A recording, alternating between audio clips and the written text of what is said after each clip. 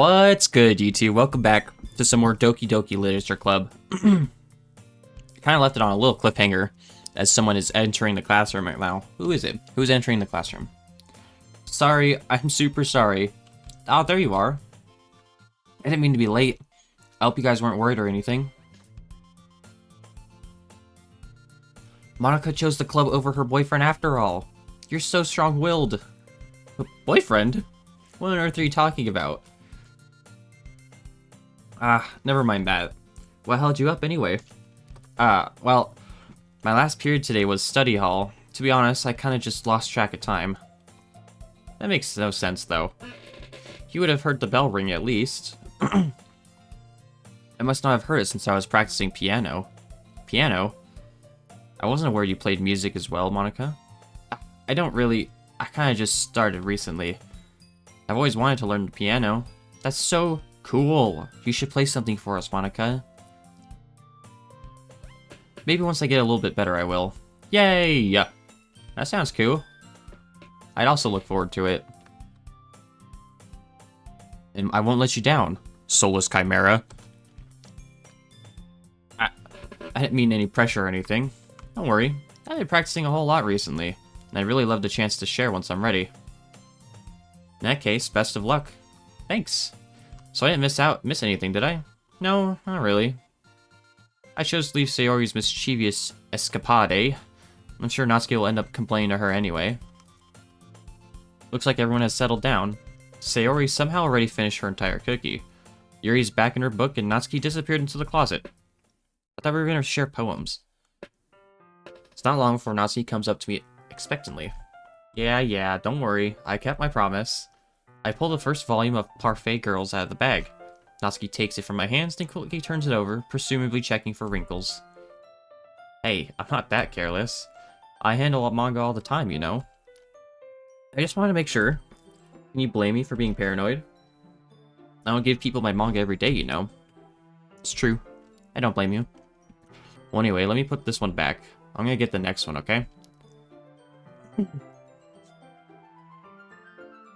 So you're gonna tell me everything you thought, right? Where did this volume leave off again? I forget. The chapter ended when Minori and Alice found Monica. I peer inside. All the book Natsuki's goods are lined up on the top shelf. Did you move my manga again? Sorry. The teacher got mad at me for taking up so much space in her closet, so I had to move some stuff around and clean up a little bit. It's all there, I just had to organize it a bit. Oh, because she's short.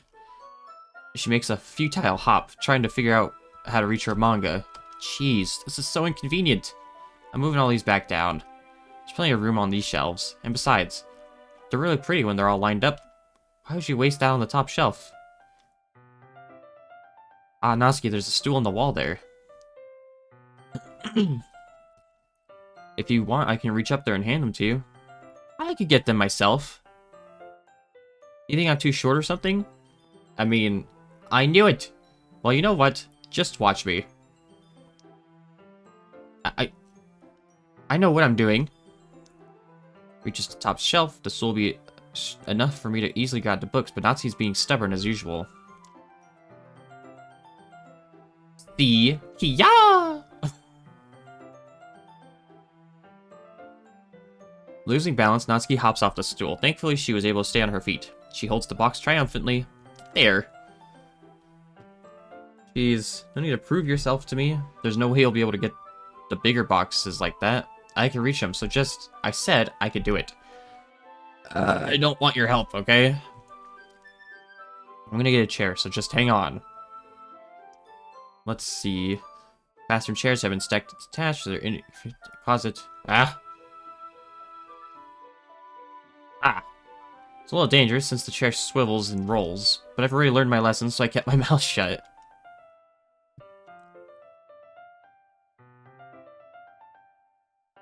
There we go. See, I can easily do it now. What are you doing? Can you at least hold the chair steady instead of sitting there and doing nothing? Yeah, I got ya. I hold the chair while Natsuki reaches up. I can almost see up her skirt. force myself to turn away. Once she realizes I'll be dead. Yep. Ugh, heavy. Hey, soulless chimera. I don't think I could bend down without falling. Hurry and take this one. Oh, shit. Sorry, I'm just clicking. Let me stand up. What do you mean stand up? Why are you all the way back? Uh-oh. The box. What are you looking at?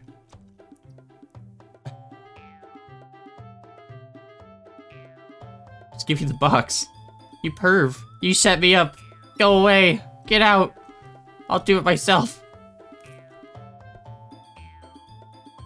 The scene turns into chaos in a split second. The chair flies from under Natsuki's feet. Frantically, I try to catch her. The box topples out of her hands, and the books go flying. I got ya. Ow. A whole bunch of books pelt me in the face. My right arm and my back seriously felt the impact. Ugh. Eh. Gross, gross. Ah. A fist pounced into my chest, then hoists herself up to her feet. What were you thinking, you sicko? I heard a loud noise. Monica, see what happens when you put the manga on the top shelf? Are you trying to kill your club members or something? Jeez. Oh, and one more thing. It seems like your most recent club member is a total pervert, so I hope you're happy. I didn't do anything, I swear. I know, don't worry. Looks like I'm off the hook. Oh no. There's a large diagonal crease along the page that she's desperately trying to smooth out. Ah, it must have landed on the page. She gives up and slams the book shut, then throws it on the floor. Instead of continuing to yell, she just lowers her head. Oh, now she's crying. No. I see tears on her face. I'll help get the crease out, okay? It's partially my fault, so... No, I don't even care that much. I'm just having a really bad day today. I didn't mean to take it out on you. I really didn't mean to. Is there anything you want to talk about? Just every day is so hard.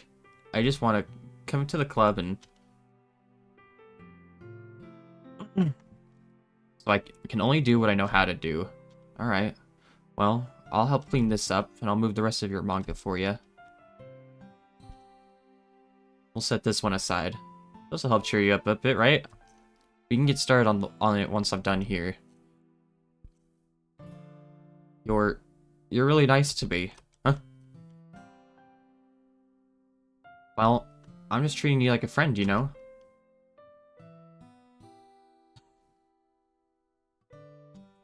Next couple of minutes are silent between us as I begin gathering the scattered books. And make sure to slip them into the box in their correct order. After a little bit, Natsuki starts helping. It isn't long before we're done, and I hoist the box onto the shelf where Natsuki wanted to put it. Then, I get on the stool and quickly finish moving the rest of her books from the top shelf. Alright, that should do it. Thanks. It's nothing. Alright, I'm ready. Good. Even if you weren't, I'd make you anyway. You're taking responsibility for what you said. Think about cheering me up. We sit in the same spot as last time and open the second volume. Natsuki's mood quickly improves, laughing and pointing things out to me. She's surprisingly sharp, making note of a lot of subtle repeated jokes and background elements. In the end... Oh, God, dude. I'm sorry. So much reading. I'm pretty impressed by everything, by how everything ties together in this manga. I guess Natsuki has good taste after all. After some time, Monica gets our attention as usual, and it's time to share poems again. I guess I'll be holding on to this for now. Yep. Even if you sound more enthusiastic this time. Well, I'm starting to get into it, you know. Told ya. Okay. Well, we're reading poems again. Are we just gonna be doing poems all the time? back at the poem. By now she must have read it more than once. Ugh. Is it that bad? No, it's not. It's good. It's really good, okay? She likes it. She likes our book. Our poem. There, I said it. Ugh. This wasn't supposed to happen at all. Why can't you just be bad at this? My poems are supposed to impress you, not the other way around.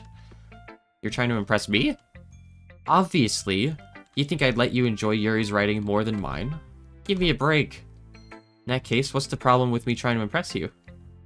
I'll tell you, You're trying to impress me?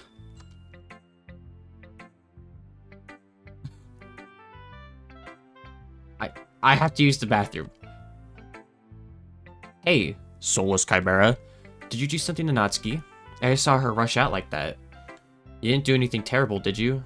No, I just told her that...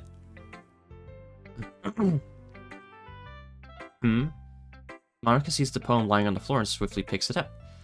She reads through it with her smile not fading from her face. I see. You wrote this for Natsuki, didn't you? I mean, not really. In fact, didn't she like your poem a lot the other day too? I'm surprised you know her taste so well already. Are you sure you're not cheating? Soulless chimera. Cheating? What do you mean by that? Never mind. I'm just kidding. Hee haha. Anyway, how do you think Natsuki feels about you? Oh, you don't need to answer that. It was just something for you to think about. Hey! Did you read this, Monica? Of course. I liked it. Ugh. You should really stop reading things that aren't for you, you know?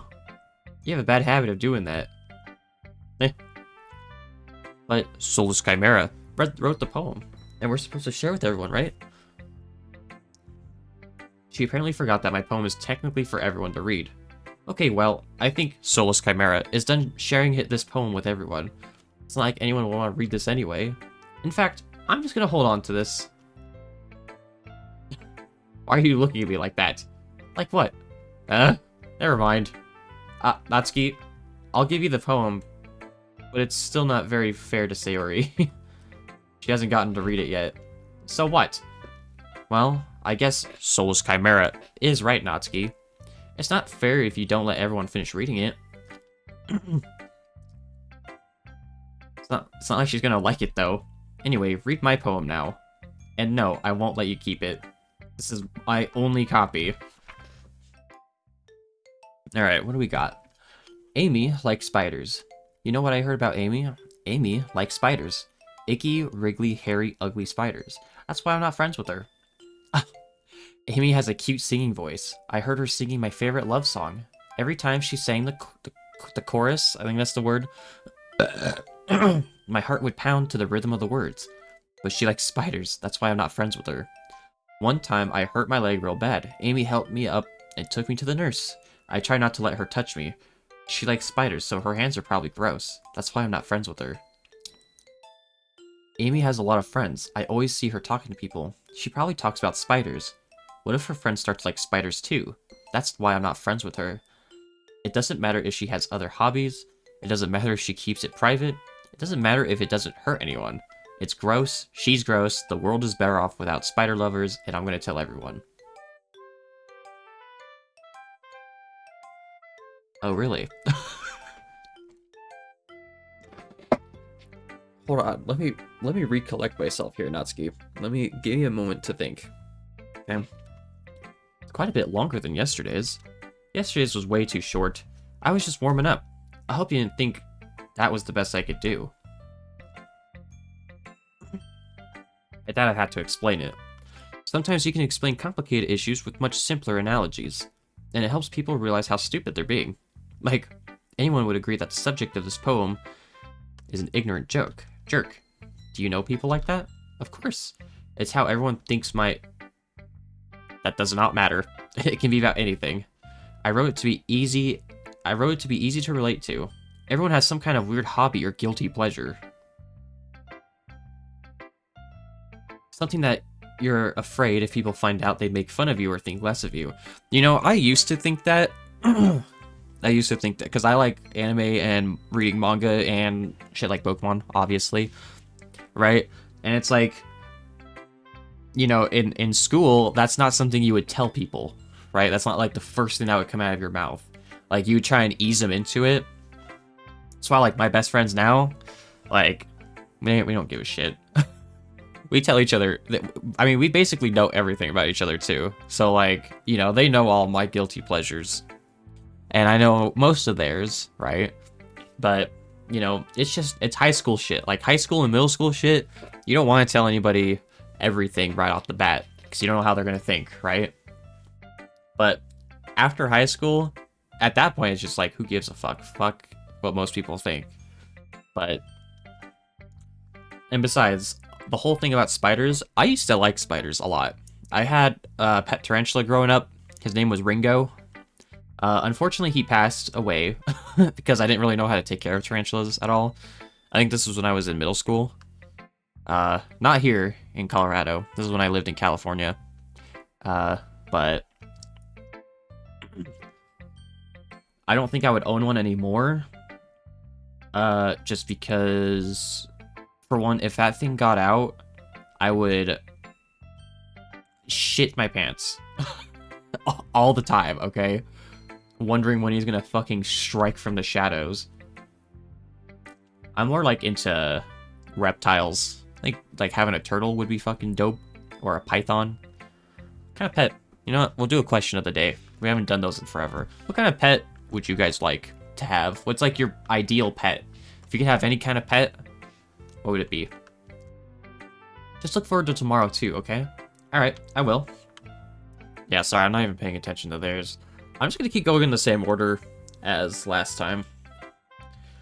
Ah, is it my turn? Let's see how it compares to yesterday's. I see. It's a bit different. I respect you for trying different things, Soulless Chimera. Were you inspired by Natsuki's poem? Or Sayori's, perhaps? Well, I guess you could say that. I thought so. I'm happy for you. You don't need to find inspiration in my poems. I write them for myself, not for anyone else. So I don't really need for people to like them or anything. Yuri, I'm sorry for being blunt, but you're overthinking this a little. Just because our styles are different doesn't mean I dislike your poems. In fact, if I try to do something in your style, I'd probably just do a terrible job. I'm sorry. My stupid mind. It likes to do that sometimes. Anyway, you don't need to be afraid to be a little bit more daring. Metaphors can go a long way. Don't feel like you need to work your brain like turning a bunch of gears. Try letting your mind wander through your feelings, and write down the things you see and hear. That's one way to truly enable your reader to see into your mind. It's a very intimate exercise. That's certainly interesting technique. Thanks for sharing. I have, well, an example of that, if you'd like to read it, of course. Is this the poem you wrote for today? Alright.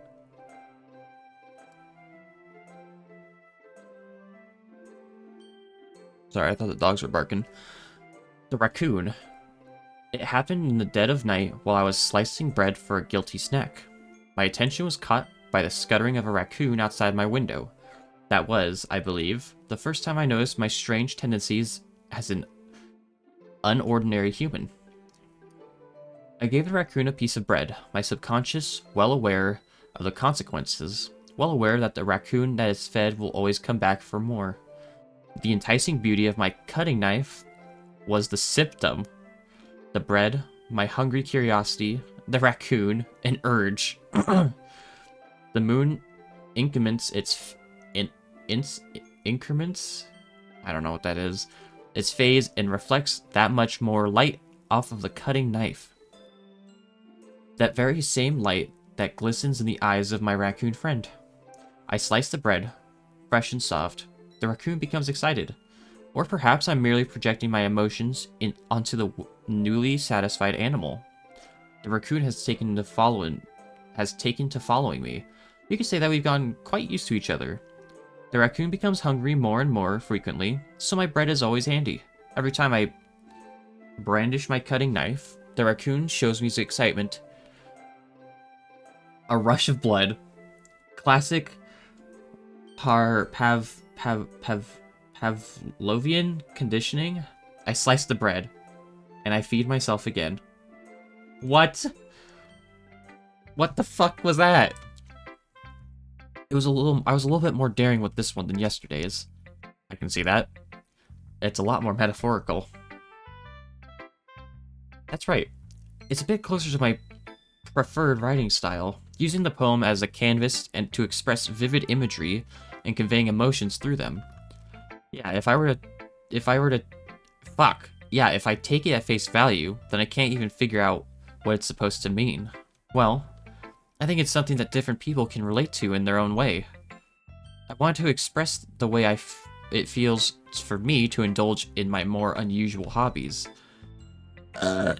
Those sort of things I'm usually forced to keep to myself, so I sometimes enjoy writing about them. It's funny.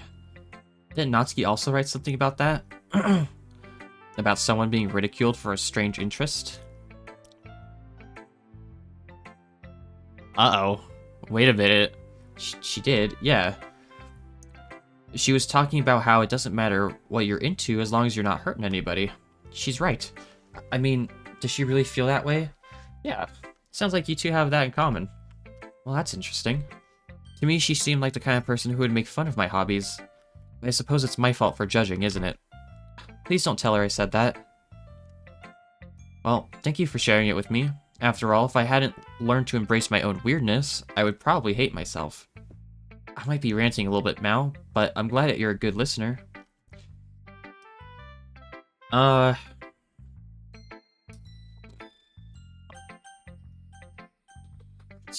Fuck it. We'll save for today's episode, and we'll start again fresh next time. So thank you guys all so much for watching. If you did enjoy today's episode, make sure to like and subscribe and hit the bell so you're always notified when I upload. And of course, in the next episode, we'll finish listening to Sayori and Monika's poems and go from there. So as always, I will see you all in the next one. Peace.